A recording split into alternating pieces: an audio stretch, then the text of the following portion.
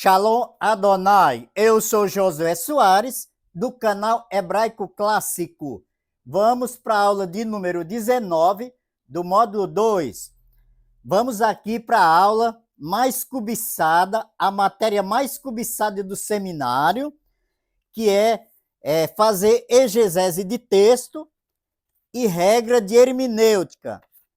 É duas coisas legais do seminário. Vamos lá. Não saia daí, que eu tenho aqui a minha chefe Ampulheta, que não deixa passar do tempo. Eu vou ler aqui um texto para a gente fazer aqui um sermão, montar um sermão rapidinho. A regra de hermenêutica é um recurso que dá para você abrir a Bíblia e em poucos minutos você criar um pensamento, um assunto, um tema, né? Montar uma história, preparar o sermão. Falando a grosso modo.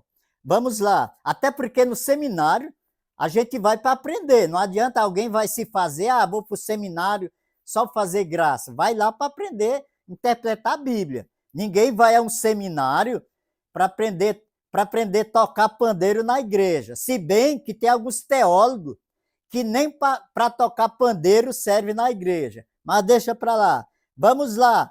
Eu vou ler aqui um texto e vamos criar vamos fazer um esboço aqui rapidinho. Eu vou ler aqui o versículo mais conhecido da Bíblia, no meio assembleiano, por exemplo. É Marcos, capítulo 10, versículo 47. Diz assim, ó.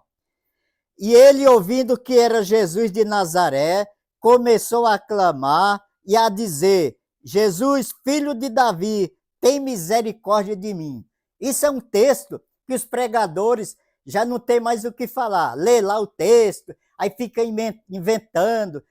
O cego estava no dia certo, na hora certa, era o dia de sorte do cego. E não é por aí que a gente prepara o sermão. Até porque o nosso Jesus não é de coincidência, mas é de providência. Mas vamos lá, vamos montar aqui rapidinho aqui uma mensagem em cima desse texto. Você pega uma folha de sulfite, não é? E faz um risco na vertical e faz os horizontais, que é os temas. Vamos para a lousa. Imaginamos que essa lousa aqui é uma folha de sulfite. Olha o que eu fiz aqui. Eu fiz aqui uma montagem aqui, rapidinha. Faz de conta que aqui é uma folha de sulfite. Você faz um risco na vertical e faz alguns na horizontal. Aí você vai escrevendo aqui as palavras que mais aparecem no versículo. O que foi? Eu pus aqui o cego como um profeta, porque qualquer pessoa que vai falar da Bíblia, você é um profeta. Você vai falar de Jesus, você é um profeta. Então, o cego era um profeta, foi um profeta. E o que o cego falava quando ele abria a boca? Ele falava, Jesus, filho de Davi, tem misericórdia de mim. Aí apareceu os inimigos do cego para impedir que ele chegasse até Jesus. Não é? Então eu pus aqui os quatro requisitos aqui. Profecia, profeta, Jesus, Davi, inimigo. E o cego profetizava por quê? Porque o cego falava Jesus, filho de Davi. E ninguém sabia que Jesus era filho de Davi. O pessoal conhecia lá na região Jesus como filho de um carpinteiro, filho de José e filho de Maria. Agora me aparece o cego chamando Jesus filho de Davi. É uma grande profecia. E o que o cego falava mais? Jesus. Bom, falar de Jesus dispensa qualquer comentário. Se você não sabe falar de Jesus 5 minutos, então mude, não invente de ler a Bíblia, de pregar.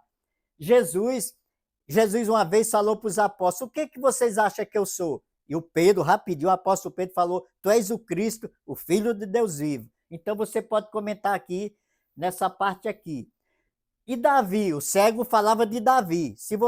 Com certeza todo mundo sabe falar de Davi, Salmo 91, Salmo 23, Davi, o homem segundo o coração de Deus, para reinar em Israel, e depois os inimigos do cego, que fica por último. Quando o cego falava, Jesus, filho de Davi, tem misericórdia de mim, tinha uma galera lá no meio da multidão que eu pus como inimigo, que mandava o cego se calar. Mas o cego não se calou. Mas quando Jesus falou assim, chame o homem aqui, chama o cego, aí os inimigos do cego foram aqueles que levaram o cego até Jesus. Por isso que a Bíblia manda orar pelos inimigos. Manda orar pelos inimigos, que é um pouco difícil. Mas as histórias mais emocionantes da Bíblia é quando envolve os inimigos. O caso de Mardoqueu, a história de Mardoqueu ficou mais calorosa, mais espiritual, porque envolveu o seu inimigo número 1, que era Amã. Nós vemos também no caso de Mefibosete, que estava lá jogado em Lodebar, e quando o homem de Deus mandou chamar ele, quando Davi falou assim, eu quero alguém aqui que pertenceu à linhagem de Saul, de Jonatas, quem foi chamar, quem foi buscar Mefibosete, foi Ziba, o inimigo número 1. E nós temos vários exemplos na Bíblia, os inimigos sendo muito úteis em nossas vidas. E vamos para mais outra aula, tem mais outras aulas bem práticas, como preparar o sermão. O que o seminário ensina é fazer o que nós chamamos no seminário esqueleto da mensagem, esqueleto do sermão. O que é? Você faz uma montagem aqui dos temas e o subtópico você tem que criar. Você tem que ser bom de Bíblia, né, para depois montar todos os comentários. Aí alguém pode até falar assim, mas não precisa orar para Deus dar mensagem? Criatura, você precisa orar, independente se você vai pregar, se você vai tocar pandeiro, se vai ficar na porta da igreja. Oração é comunhão de você com Deus. Para pregar, você tem que conhecer as regras. Shalom Adonai.